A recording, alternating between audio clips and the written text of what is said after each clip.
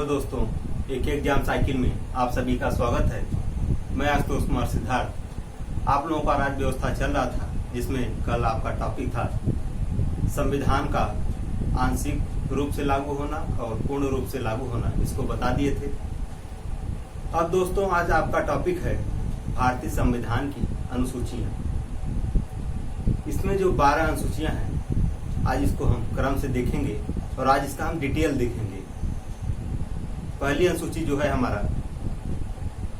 पहला जो अनुसूची है, इसका संबंध विभिन्न राज्यों और केंद्र शासित प्रदेशों से है, जिसमें 28 वर्तमान में 28 राज्य तथा 8 केंद्र शासित प्रदेश हैं।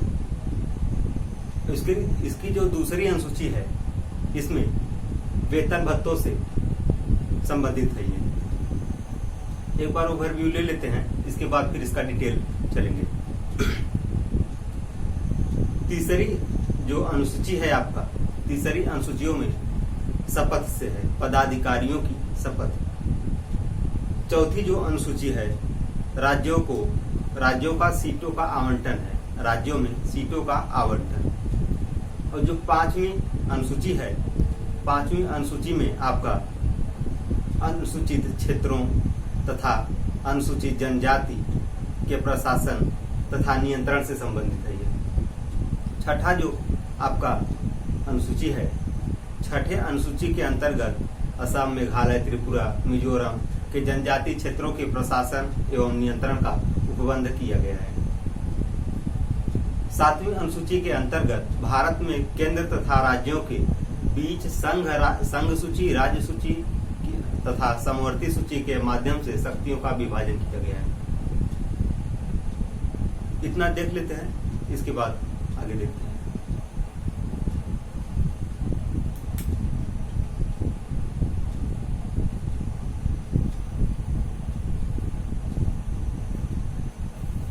भारतीय संविधान की अनुसूचियां।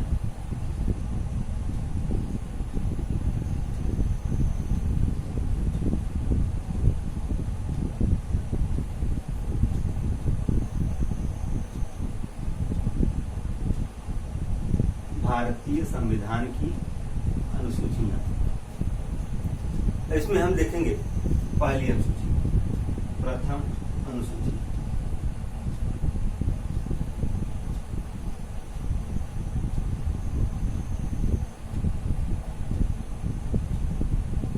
यह संघ एवं राज्य से संबंधित है। इसका संबंध विभिन्न राज्यों, केंद्र शासित प्रदेशों के नाम से इसका संबंध विभिन्न राज्यों,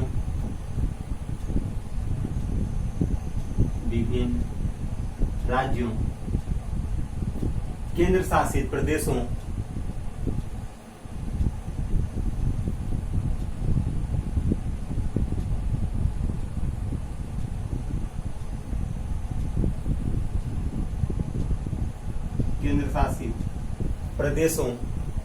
के नाम एवं उनकी सीमाओं, प्रदेशों के नाम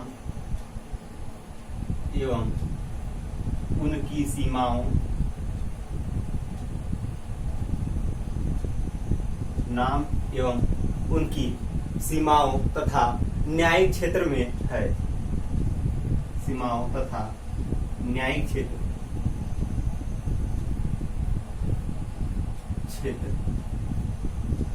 से है। इसका संबंध विभिन्न राज्यों, केंद्र शासित प्रदेशों के नाम एवं उनकी सीमाओं तथा न्यायिक क्षेत्र से है। इसमें वर्तमान समय में भारत में 28 राज्य, वर्तमान समय में वर्तमान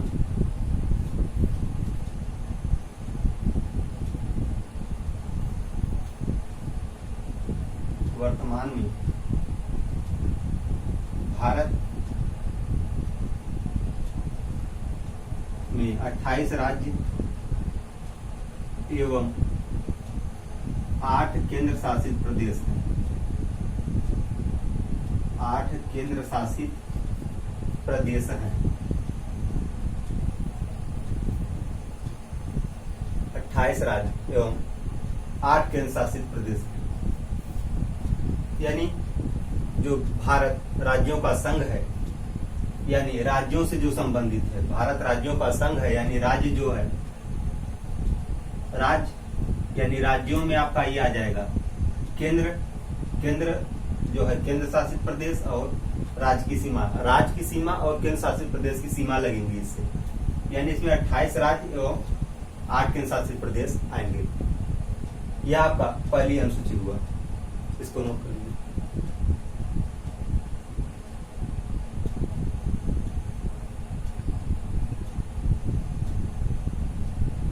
चलिए आगे दूसरा अनुसूची देखिए।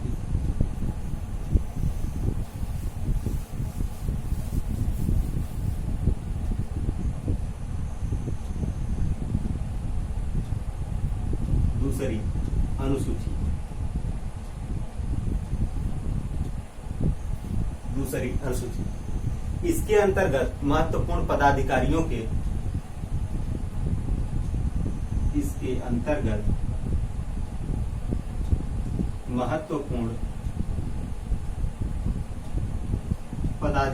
के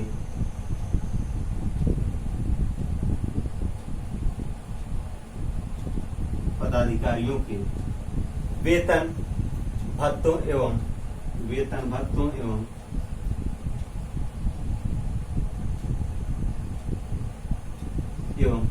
उपलब्धियों का उल्लेख किया गया है।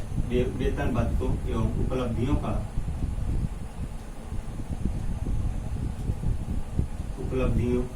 का उल्लेख किया गया है। उल्लेख किया गया है। ये जो दूसरी अनुसूची है, इसमें वेतन भत्तों एवं उनकी उपलब्धियों का उल्लेख किया गया है। नोट कर लीजिए दूसरे।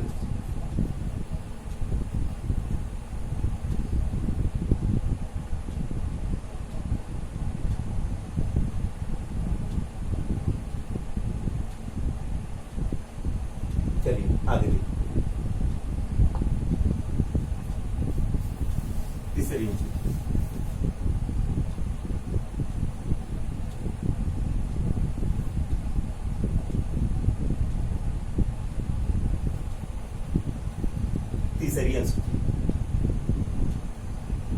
इसका संबंध पदाधिकारियों की शपथ से है। इसका संबंध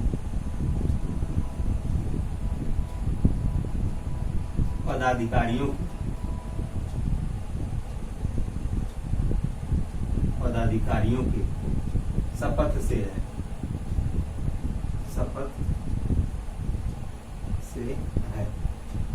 शपथ से है। परंतु राष्ट्रपति, उपराष्ट्रपति तथा राज्यपाल की शपथ का उल्लेख तीसरी अनुसूची में नहीं किया गया है। परंतु राष्ट्रपति, उपराष्ट्रपति तथा उपराष्ट्रपति तथा राज्यपाल की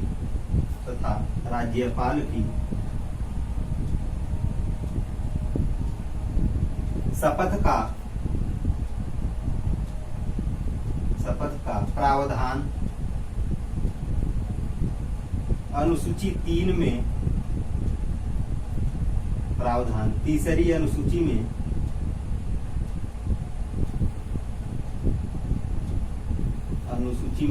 नहीं किया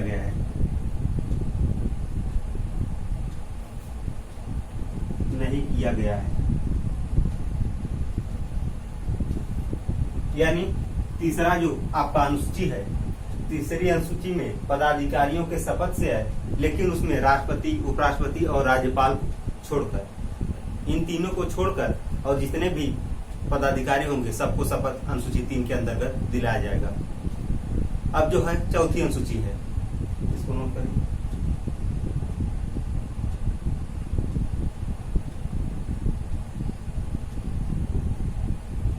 चलिए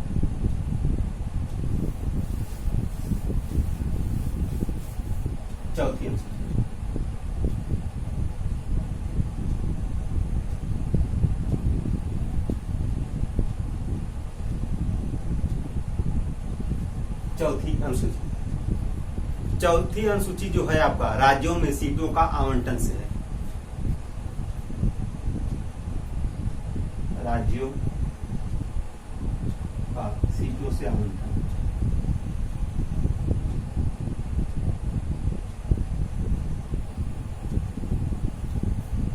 राज्यों में सीटों का आवंटन। राज्यों में सीटों का आवंटन से है, से संबंधित। इसके अंतर्गत विभिन्न राज्यों तथा केंद्र शासित प्रदेशों को उनकी जनसंख्या के अनुपात में राज्यसभा में प्रतिनिधित्व प्रदान किया गया है। इसके अंतर्गत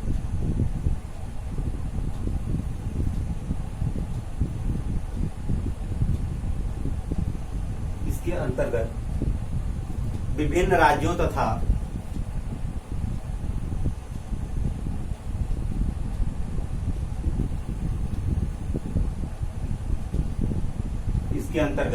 विभिन्न राज्यों तथा केंद्र शासित प्रदेशों को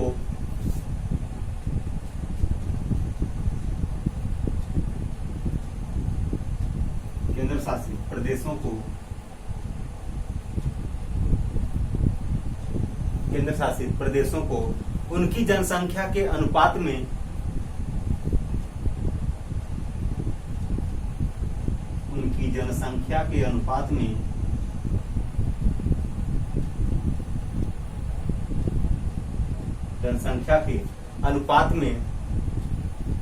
राज्यसभा में प्रतिनिधित्व प्रदान किया गया है। राज्यसभा में प्रतिनिधित्व प्रदान किया गया है।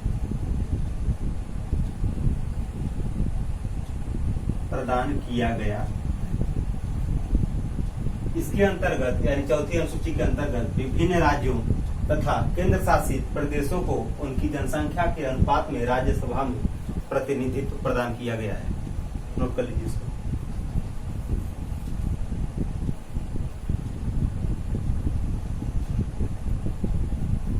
आगे देखिए पांचवी अनुसूची।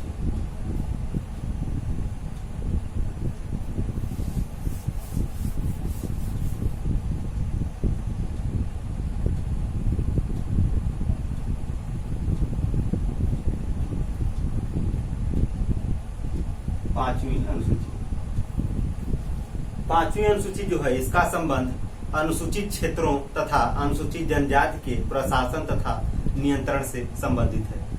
इसका संबंध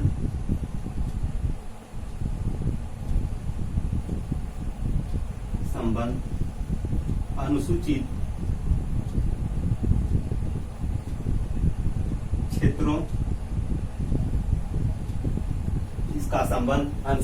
क्षेत्रों तथा अनुसूचित जनजाति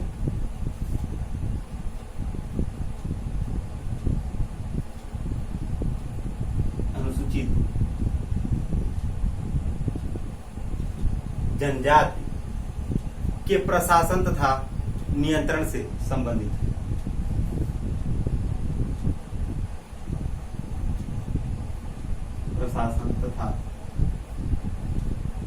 प्रशासन तथा नियंत्रण से संबंधित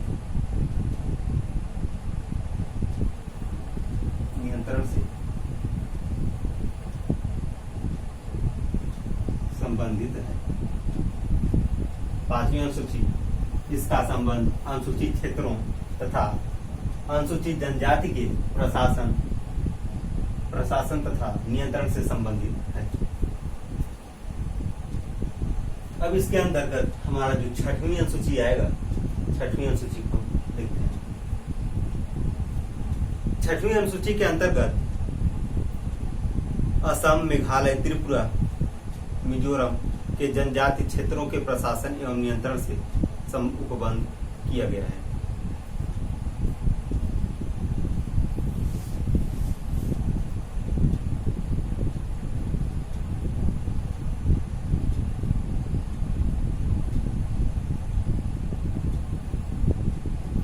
छठवीं अनुसूची इसके अंतर्गत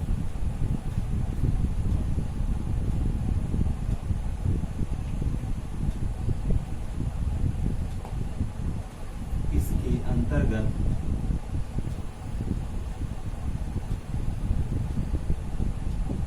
अंतर्गत असम, मेघालय, असम, मेघालय, त्रिपुरा, असम, मेघालय, त्रिपुरा एवं मिजोरम, त्रिपुरा, इसके अंतर्गत असम, मेघालय, त्रिपुरा, मिजोरम के जनजाति क्षेत्रों के प्रशासन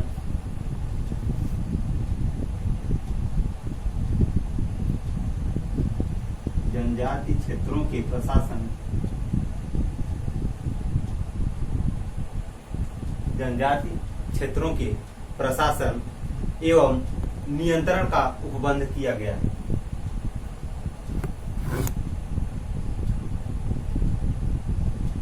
नियंत्रण का उपबंध किया गया है।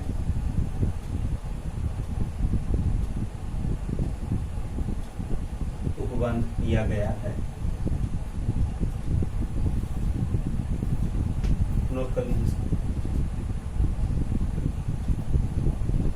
अगर इसको हम मैप के रूप में देखें तो आपका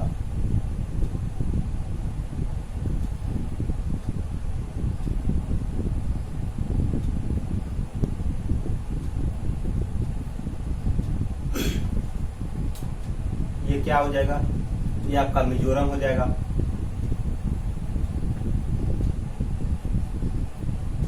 यह मिजोरम हो जाएगा आपका। ये वाला जो क्षेत्र है त्रिपुरा हो जाएगा। ये वाला क्षेत्र आपका त्रिपुरा हो जाएगा। असम आपका यहां से ऐसे लगेगा।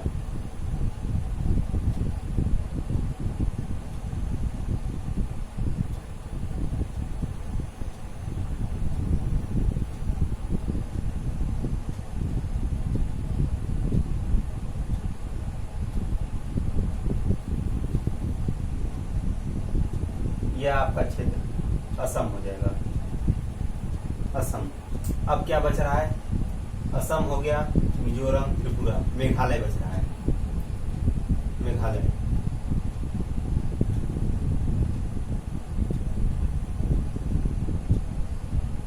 आपका ये वाला जो क्षेत्र है, ये वाला जो खाली वाला क्षेत्र है, यही आपका मेघालय है। ये आपका मेघालय है। बना लीजिए।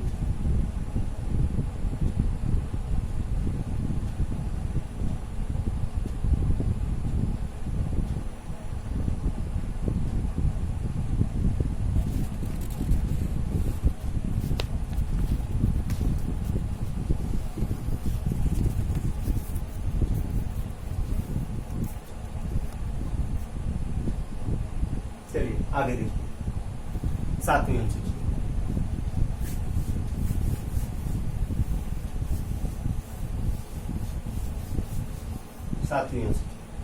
7वीं अनुसूची के अंतर्गत भारत में केंद्र तथा राज्यों के बीच संघ सूची, राज सूची, समवर्ती सूची के माध्यम से शक्तियों का विभाजन किया गया है।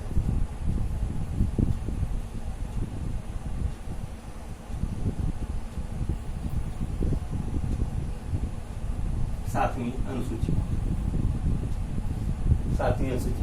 इसके अंतर्गत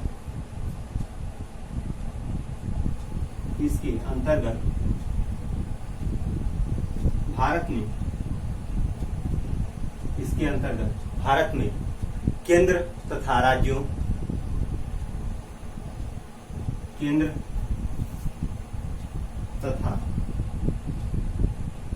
राज्यों के बीच संघ सूची, राज्यों के बीच संघ सूची,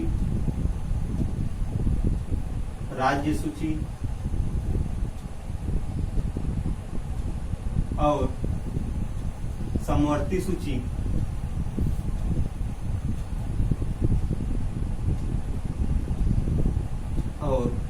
समवर्ती सूची के माध्यम से शक्तियों का विभाजन किया गया है। समवर्ती सूची के माध्यम से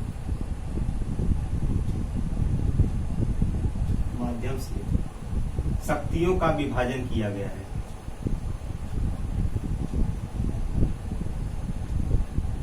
विभाजन किया गया है।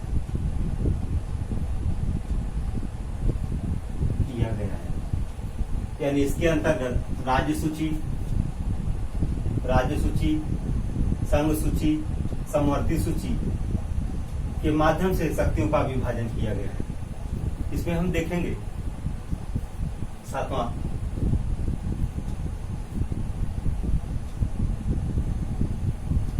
तीन भाग में बात।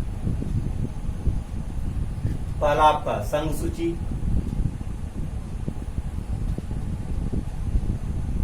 ये बीच वाला आपका समवर्ती सूची,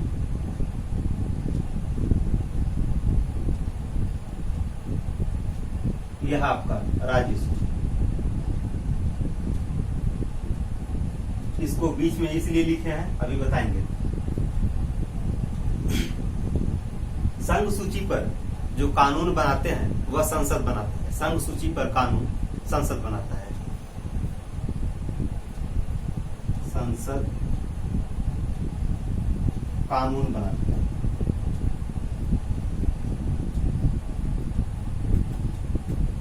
संघ सूची का संसद कानून बनाता है। राज्य सूची का जो कानून बनाता है, राज्य की विधानसभा कानून बनाती है। राज्य की विधानसभा कानून बनाती है।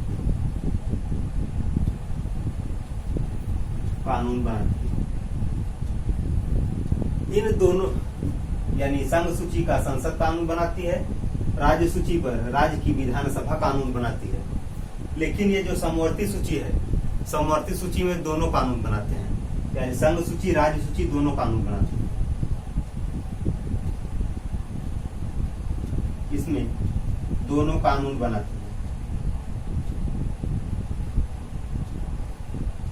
इसीलिए इसको बीच में लिखे हैं कि संघ सूची और राज्य सूची मिलकर समवर्ती सूची का कानून बनाते हैं।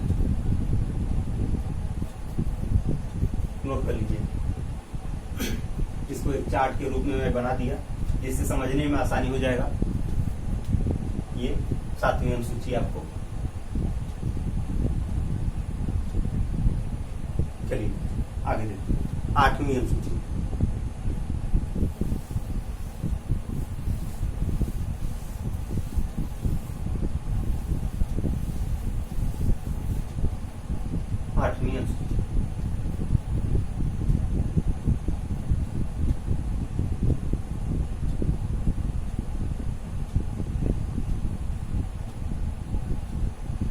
आठवीं अनुसूची।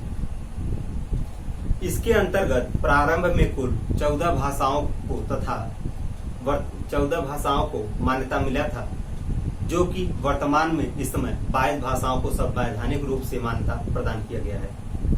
इसके अंतर्गत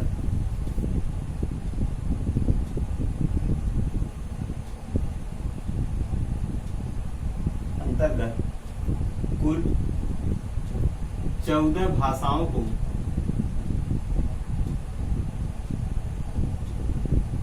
इसके अंतर्गत प्रारंभ में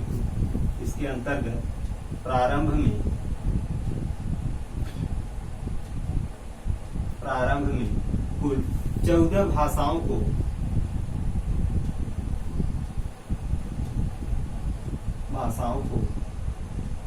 मान्यता प्राप्त था, यानी स्वीकृति प्राप्त थी। लेकिन वर्तमान में कुल 22 भाषाओं का उल्लेख है। 22 भाषाओं का उल्लेख है। पहले प्रारंभ में जो 14 भाषा थी, कौन कौन थी, उसको हम एक बार ओवरव्यू उसका ले लेते हैं। उस समय पहले असमिया था पहला, दूसरा आपका उर्दू था, तीसरा आपका कन्नड़ था, चौथी जो भाषा थी उड़िया, पांचवी आपका कश्मीरी, छठवीं आपका गुजराती, सातवीं आपका तेलुगु, आठवां आपका जो है तमिल, नौवां पंजाबी, 10वां बांग्ला, 11वां मराठी, 12वां मलयालम, 13वां संस्कृत और जो 14वां भाषा था हिंदी। इसके बाद और जो भाषाएं हैं उसको कब जोड़ा गया उसको बताएंगे। पहले इतना नोट कर लीजिए, इसके बाद 14 भाषा पहले नोट करते हैं।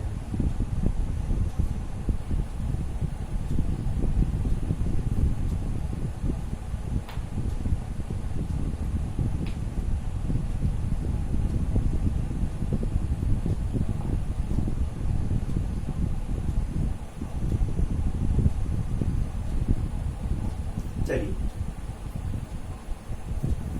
8वीं अनुसूची का जो 14 भाषाएं हैं उसको देखते हैं। पहला, दूसरा, तीसरा, चौथा, पांचवा, छठा, सातवां, आठवां, नौवां, 10वां, 11वां, 12वां, 13वां और 14वां। ये जो 14 भाषा था अब इसको हम देखेंगे। पहला असमिया, असमिया। दूसरी जो भाषा थी आपका उर्दू, कन्नड़, उर्दू, कन्नड़, उड़िया, कश्मीरी, उड़िया, कश्मीरी, गुजराती, तेलुगु, तमिल,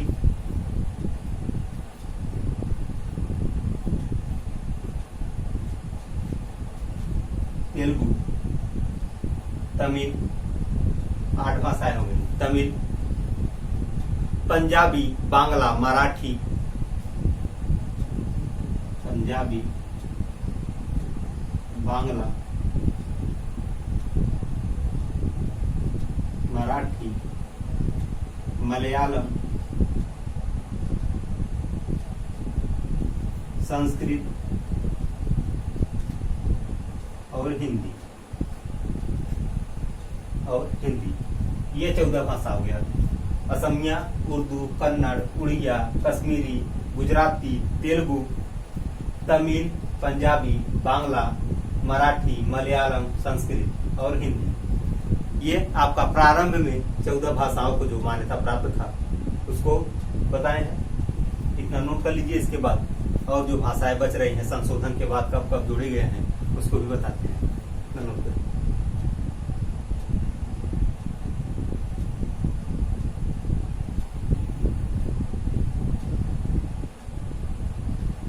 चलिए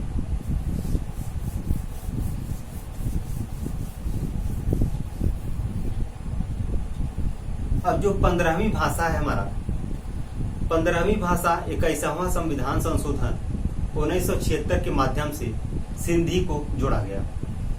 21वां संविधान संशोधन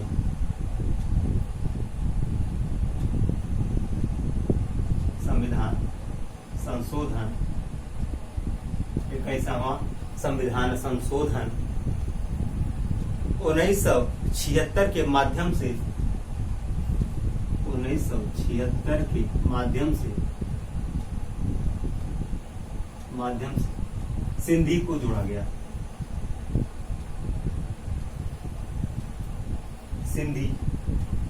सिंधी को जोड़ा गया। यह आपका 15वां भाषा, सिंधी भाषा को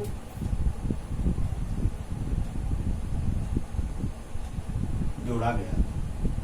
यह आपका 15वीं भाषा हो गई। इसके बाद अगला जब संशोधन हुआ था हमारा 71वां संविधान संशोधन 1992 में, उस समय नेपाली, कोंकणी, मणिपुरी 3 भाषा को जोड़ा गया था।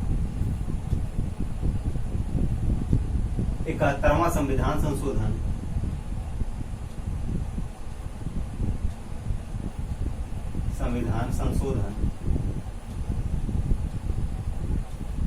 1992 के माध्यम से 1992 के माध्यम से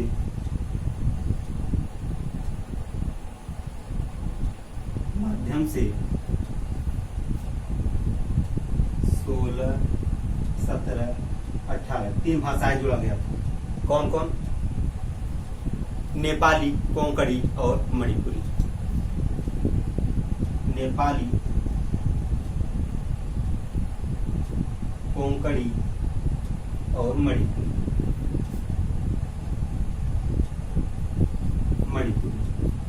71वें संविधान संशोधन 1992 के माध्यम से नेपाली, कोंकणी और मणिपुरी 3 भाषाओं को जोड़ा गया। नोट करिए।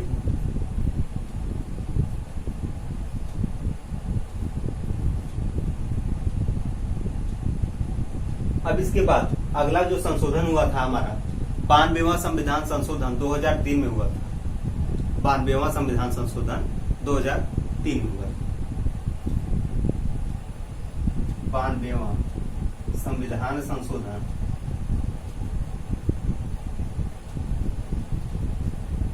संविधान संशोधन 2003,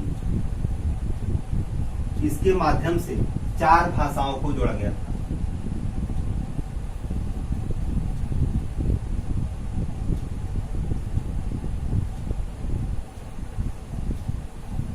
कौन कौन सा था? बोडो, मैथिली, बोडो,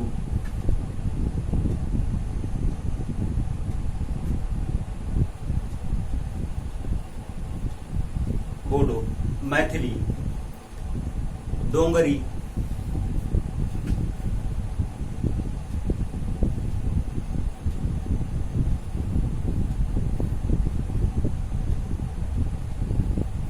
बोडो, मैथिली, डोंगरी और संथाली।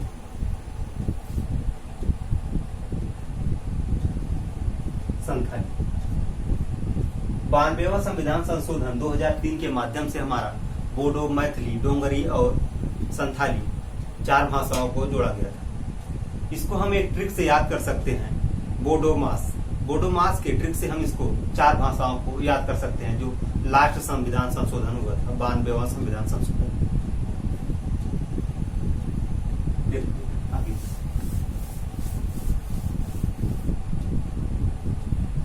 बोडो मास,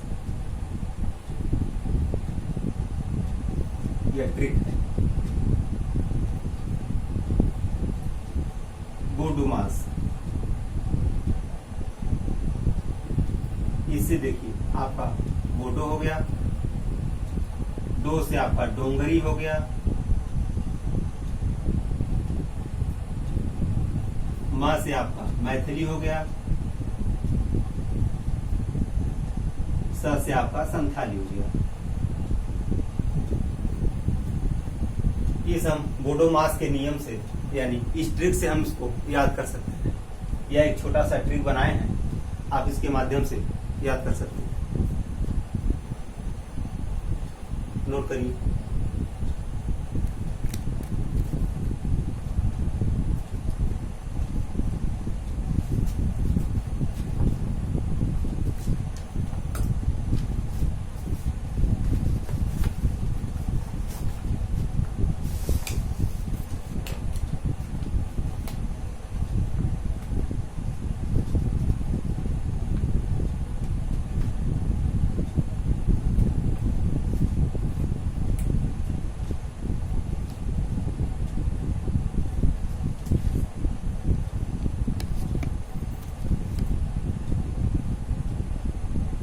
चलिए, अब हो गया होगा लग रहा है।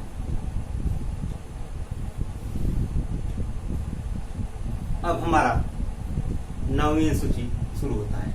8 अनुसूची हो गया, अब 9वां अनुसूची। 9वीं अनुसूची जो है हमारा भूमि सुधार से संबंधित है। 9वीं अनुसूची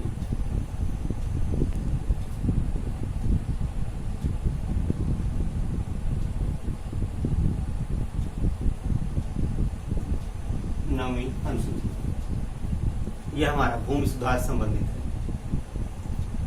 इसमें प्रथम संविधान संशोधन अधिनियम 1951 के माध्यम से 9वीं अनुसूची को जोड़ा गया था। कौन सा संविधान संशोधन? प्रथम संविधान संशोधन 1951 के माध्यम से। प्रथम संविधान संशोधन, प्रथम संविधान संशोधन के माध्यम से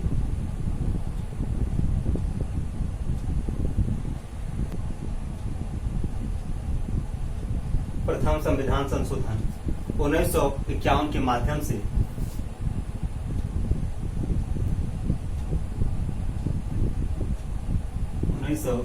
के माध्यम से 9वीं अनुसूची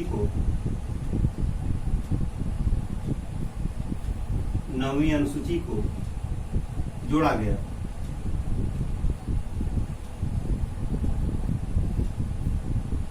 नौवीं अनुसूची को जोड़ा गया, जिसका संबंध भूमि सुधार तथा जमींदारी, जिसका संबंध भूमि सुधार तथा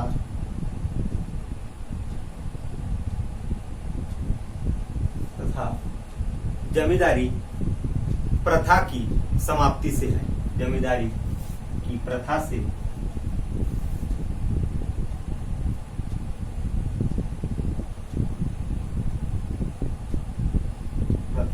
समाप्ति से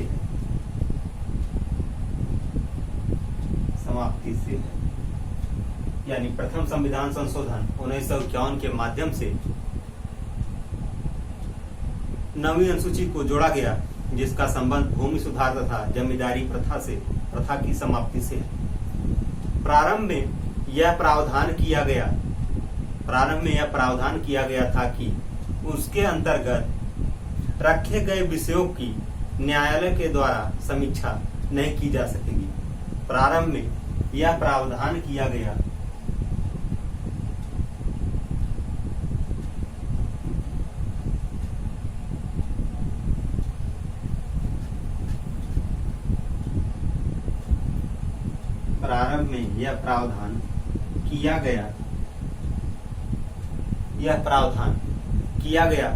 कि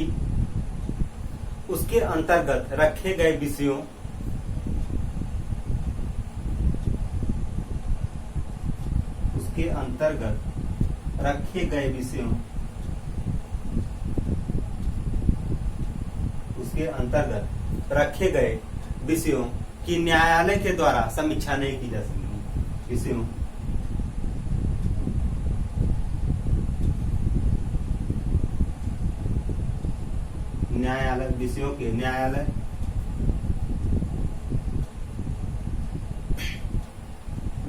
न्यायालय के द्वारा समीक्षा नहीं की जा सकेगी।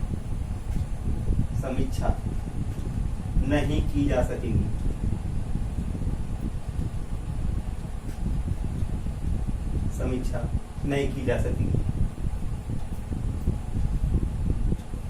इतना नोट करिए।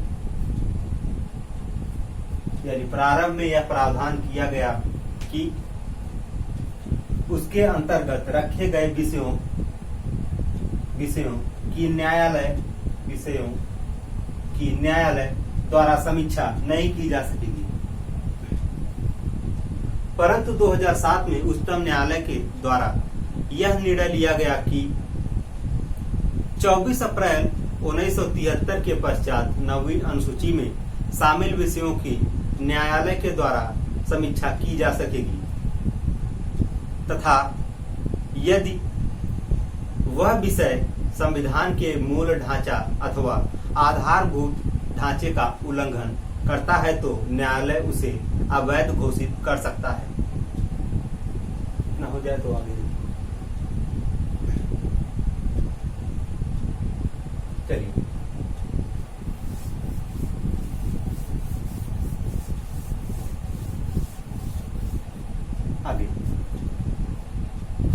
उसके आगे न्यायालय समीक्षा नहीं कर सकेगी। 2000 यानी परंतु परंतु 2007 में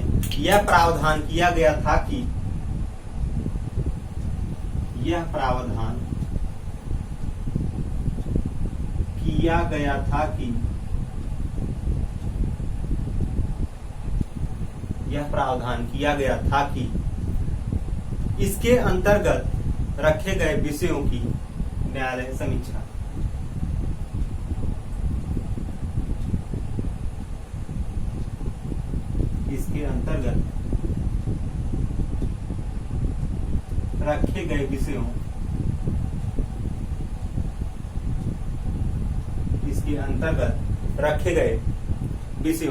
की न्यायालय के द्वारा समीक्षा। एक मिनट। परंतु 2007 में उच्चतम न्यायालय के द्वारा 2007 में उच्चतम न्यायालय के द्वारा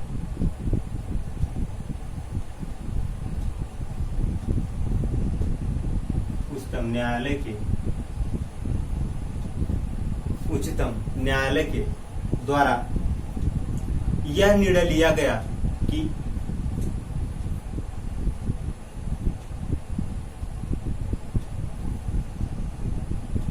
यह निर्णय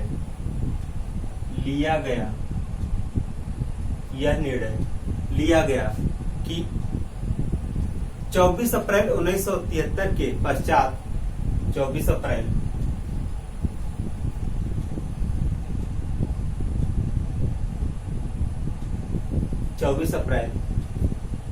1973 के पश्चात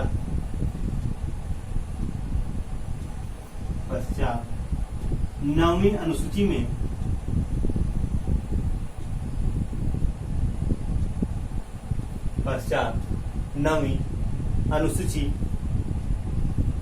में शामिल विषयों की न्यायालय के द्वारा समीक्षा की जा सकेगी। 9वीं अनुसूची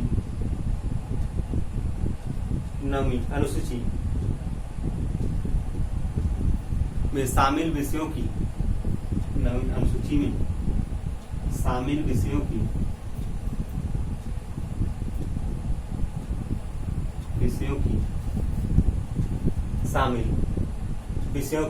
न्यायालय के द्वारा समीक्षा की जा सकेगी। न्यायालय के द्वारा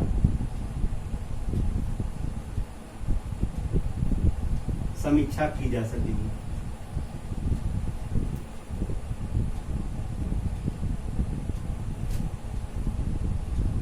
न्यायालय के द्वारा समीक्षा की जा सकेगी तथा यदि वह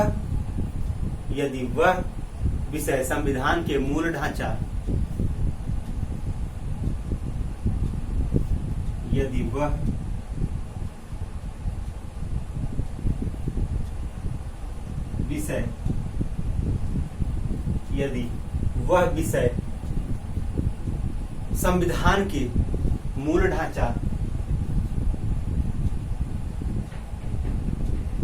संविधान के मूल ढांचा अथवा आधारभूत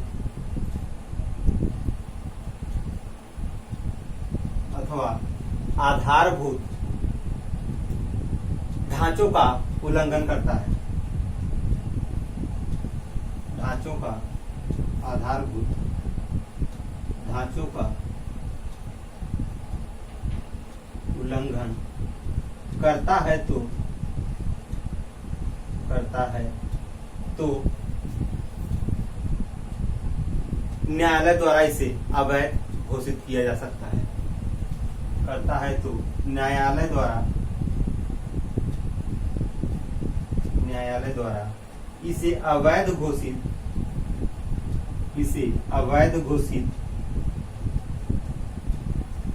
किया जा सकता है। यानी 2007 में उच्चतम न्यायालय के द्वारा यह निर्णय लिया गया कि 24 अप्रैल 1973 के पश्चात 9वीं अनुसूची में शामिल विषयों की न्यायालय के द्वारा समीक्षा की जा सकेगी, लेकिन यदि वह विषय संविधान के मूल ढांचा तथा आधारभूत ढांचों का उल्लंघन करता है तो न्यायालय द्वारा उसे अवैध घोषित किया जा सकता है। इसमें आपको मूल ढांचा और आधारभूत ढांचा मिला। इसका मतलब क्या है अभी इसको हम बताते हैं, यानी आधारभूत ढांचा अथवा मूल ढांचा। इतना नोट कर लीजिए, आगे बढ़िए।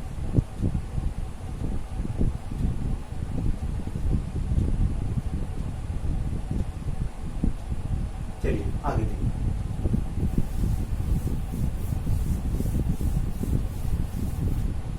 आधारभूत ढांचा, मूल ढांचा अथवा आधारभूत ढांचा।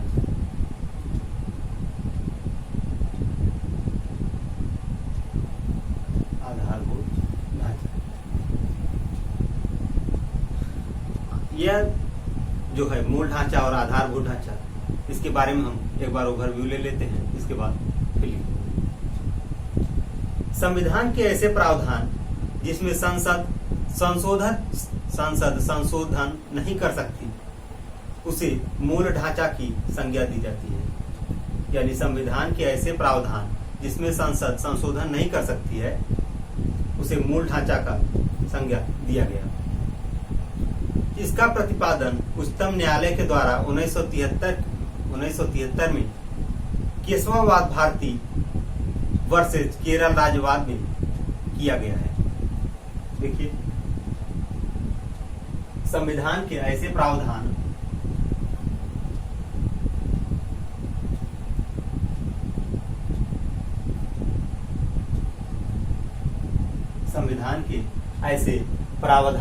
जिसमें संसद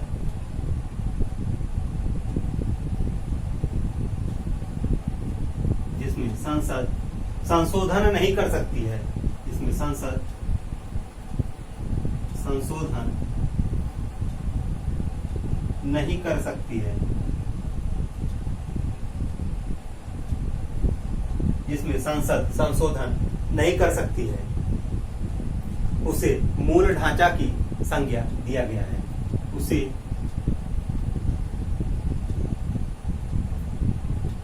मूल ढांचा का संज्ञा दिया गया है, संज्ञा दिया गया है। यानी संविधान के ऐसे प्रावधान जिसमें संसद संशोधन नहीं कर सकती है, संसद संशोधन नहीं कर सकती है, उसे मूल ढांचा की संज्ञा दिया गया है। इसका प्रतिपादन उच्चतम न्यायालय के द्वारा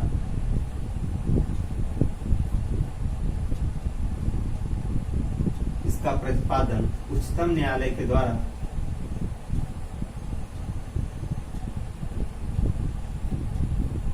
उच्चतम न्यायालय के द्वारा 1973 में केशवानंद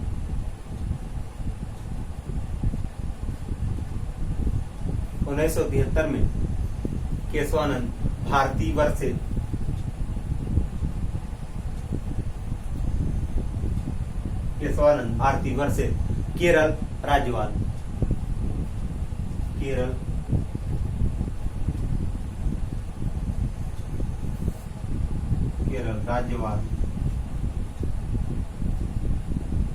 में किया गया है, केरल राज्यवाद में किया गया है। यानी यह जो मूल ढांचा की संज्ञा है, इसको उच्चतम न्यायालय के द्वारा 1973 में केशवानंद भारती वर्सेज केरल राज्य में किया गया है। इसमें संसद संशोधन संविधान में संशोधन नहीं कर सकती है। संविधान के ऐसे प्रावधान जिसमें संसद संशोधन नहीं कर सकती है, इसका उल्लेख आपका 1973 की केशवानंद भारती वर्सेज केरल राज्यवाद में किया गया है। इसको आगे हम डिटेल से पढ़ेंगे जब ये टॉपिक हमारा आएगा। इसके बाद हमारा 10वीं अनुसूची चलती है।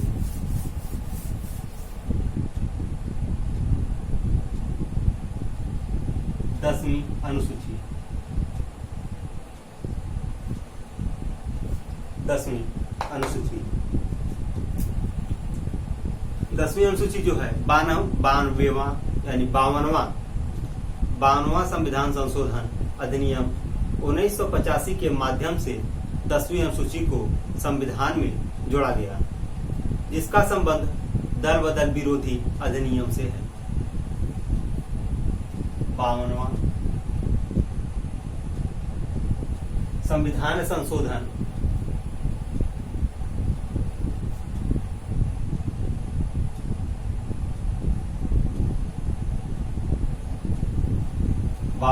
संविधान संशोधन अधिनियम 1985 के माध्यम से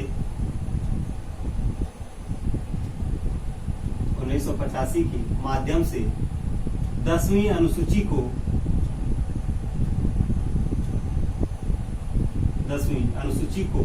जोड़ा गया। 10वीं अनुसूची को जोड़ा गया, जिसका संबंध दल बदल विरोधी अधिनियम से है। जिसका संबंध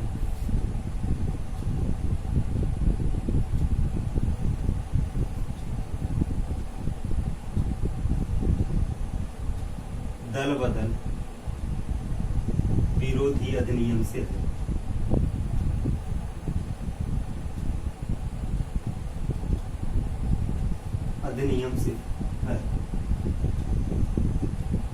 जिसका संबंध दल बदल विरोधी अधिनियम से है। यह हमारा 10वां अनुसूची होगा। 10वीं अनुसूची में हमारा दल बदल कानून से संबंधित है, दल बदल कानून से। अब इसके बाद हमारा 11वीं अनुसूची आती है, नोट कर लीजिए इसको।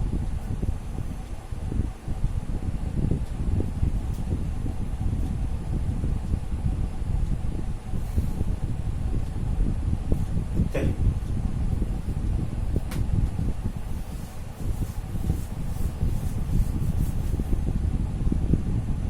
11वीं अनुसूची। 11वां अनुसूची यह 73वें संविधान संशोधन अधिनियम 1992 के माध्यम से जोड़ा गया था। यह 1992 के माध्यम से जोड़ा गया था। 73वां संविधान संशोधन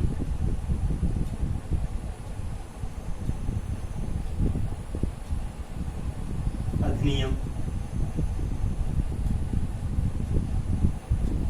1992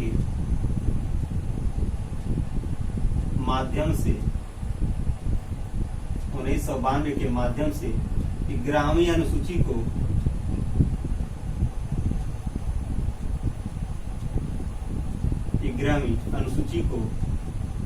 जोड़ा गया। 11वीं अनुसूची को जोड़ा गया तथा इसके अंतर्गत भाग 9 में पंचायती राज को मान्यता प्रदान की गई है। तथा इसके अंतर्गत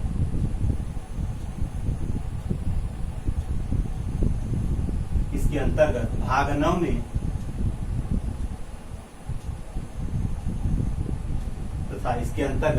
9 में पंचायती राज को मान्यता प्रदान किया गया है।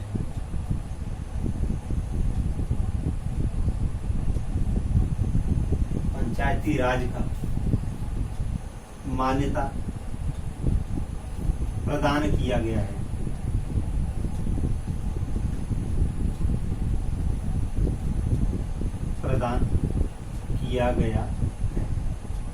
यह 73वें संविधान संशोधन अधिनियम 1992 के माध्यम से 11वीं अनुसूची को जोड़ा गया था। इसके अंतर्गत भाग 9 में पंचायती राज को प्रावधान किया गया, पंचायती राज का प्रावधान किया गया। इसमें पंचायतों को कुल 29 विषय प्रदान किए गए। इसमें पंचायतों को कुल 29 विषय कुल 29 विषय प्रदान किए गए। 29 विषय प्रदान किए गए। भाग 9 में पंचायती राज का मान्यता प्रदान किया गया है। इसमें पंचायतों को कुल 29 विषय प्रदान किया गया है। अब आता है हमारा 12वीं अनुसूची, इसको नोट कर लीजिए फिर आगे।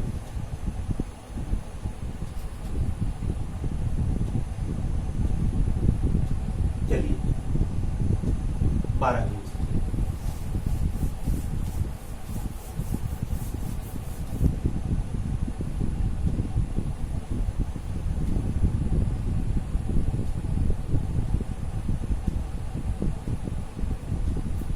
12वीं अनुसूची। यह हमारा 74वें संविधान संशोधन 1992 के माध्यम से 12वीं अनुसूची को जोड़ा गया था तथा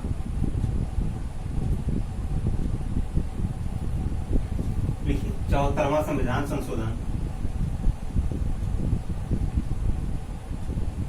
74वां संविधान संशोधन अधिनियम 1992 के माध्यम से 1992 के माध्यम से 12वीं अनुसूची को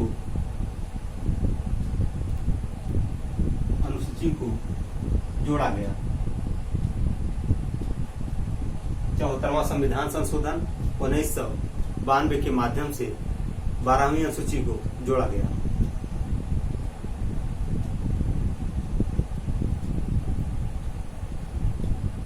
तथा नगरीय प्रशासन को मान्यता प्रदान की गई। जोड़ा गया तथा नगरीय प्रशासन को मान्यता प्रदान किया गया।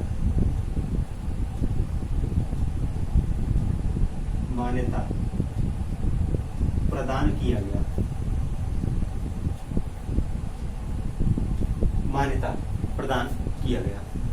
इसके अंतर्गत नगरीय संस्थाओं को कुल 18 विषय प्रदान किए गए।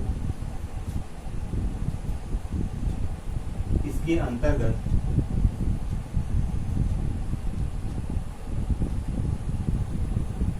नगरीय संस्थाओं को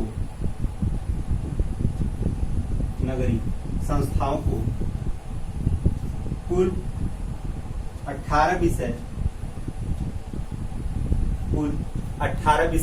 प्रदान किया गया।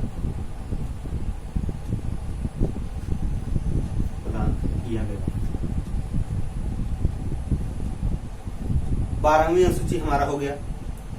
12वीं अनुसूची में हमारा है 74वां संविधान संशोधन अधिनियम 1992 के माध्यम से 12वीं अनुसूची को जोड़ा गया। 12वीं अनुसूची को जोड़ा गया तथा नगरीय प्रशासन को मान्यता प्रदान की गई। इसके अंतर्गत नगरीय संस्थाओं को कुल 18 विषय प्रदान किए गए।